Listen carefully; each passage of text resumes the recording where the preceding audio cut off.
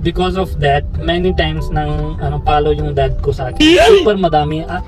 Pag bilangin mo, hindi ko na kaya bilangin dito. Dito sa Philippines, sa India, single pa rin ako. Ay, sabi ko sa kanya guys. Ano sabi mo? Talaga naman.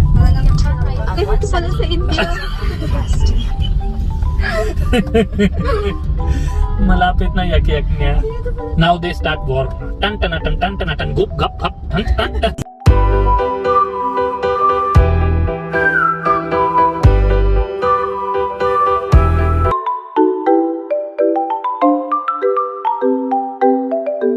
Hello guys, babalik na kami. Ako sa Balit. Good morning, my name is Sarah. And Welcome to our channel. Diyan ako, shades. Siyempre, pogi. Para pogi points, diba? Ganun. Sige ako din. Ano ako din? Yan. Gaya-gaya mo. Feelingero na babae ito. Feelings pa. Di bagay sa akin. Di bagay. Kailangan pogi mukha bago maglagay shades. This is not only shades. Depende sa mukha din. Papunta kami ngayon sa DFA. Kukunin ko yung apostille documents. Marriage certificate. Yes, marriage certificate. Our date for apostle was pag-book kami online. It was like 3 months. October 22, di ba? Nag-email kami na emergency namin sa DFA. Valid naman yung reason Yes, natin. valid yung reason, pero try kami. Pumayag na si DFA. Salamat din sa DFA. Payag sila. Then 2 days before it was appointment niya. Then ngayon collection. So kuha ng postal niya. Then we will apply her visa. Then punta siya India. Naalala ko yung mahirap ang buhay sa India. Hindi. When you will go, you will Sige, know. isi-share ko.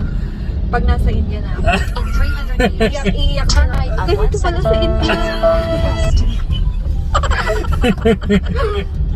Malapit na yak-yak niya. Ganito pala sa India kasi. Uwi na lang ako. Challenges dun para sa iyo ha. Para sa iyo. Unexpected makulit yung relatives. Food is not issue for you talaga. Kasi you eat everything. Then I am big food lover. So food, di tayo magka-clash. Ano pa? Yes. Sa food wala, sa work din wala kasi diba kita mo wala naman masyado work sa bahay. Yes. Then everything is automatic naman. So maraming problema din. Ano pa? Yun lang naman. Kung paano lang makikisama sa parents and Yes, that is a challenge. You have to be with parents. Sige, see you on DFA. Alis tayo DFA. And bye-bye.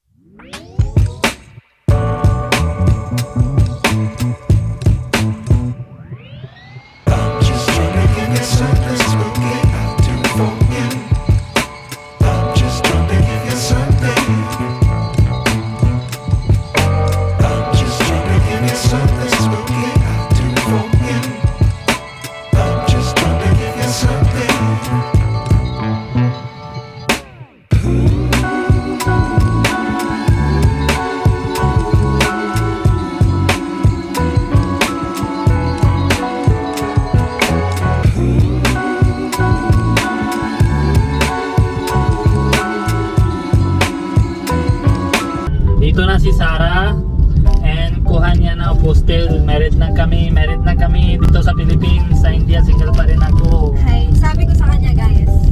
Ano sabi mo? Talaga naman. Talagang puputulin ko yung hotdog mo. Naka-ready na yung toast mo.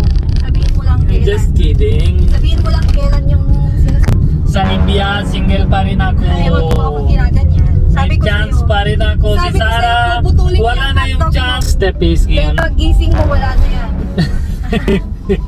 In the next step, first step was kuha na yung marriage certificate. Then now we will go to Indian Embassy to update my status. Then yung visa niya. Diba? So, Yung mga may balak pumunta sa India, magpa-apostil na kayo ng documents. Kasi ang hirap kumuha ng documents schedule. don't apply it now. Kasi 3 months, 4 months yung dates online. Kung may emergency, pwede kayo na email sa yung email nila. Pero there should be a valid reason why you want to go to India. Wait lang, hindi, isa lang. Kwento mo yung paragraph mo sa school.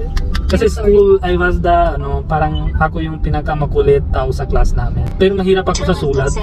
So there was a teacher, kasi history, di ba? Meron doon yung king, queen, saan nyo ito fights, ganyan, di ba? Makinig kayo sa story niya. Tapos sabi ni teacher, dapat 4 pages na yung paragraph sa isang war. So hindi ko na masyado alam sa war, what is this war? So anong gagawa ko doon? Gawa ko yung sarili ko. There was a king, pogi siya, gising niya umaga, tapos bigla sabi na yung ito, ng war tayo ngayon.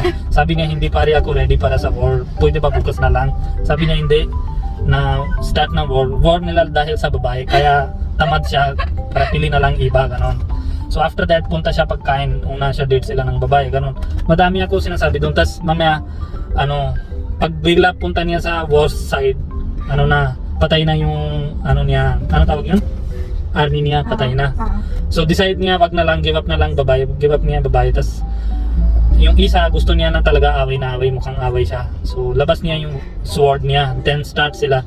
Mga 2 pages na gawa ko. Then 1 page puro yan na now they start war. Tan tan tan tan tan tan gap gap tan tan tan.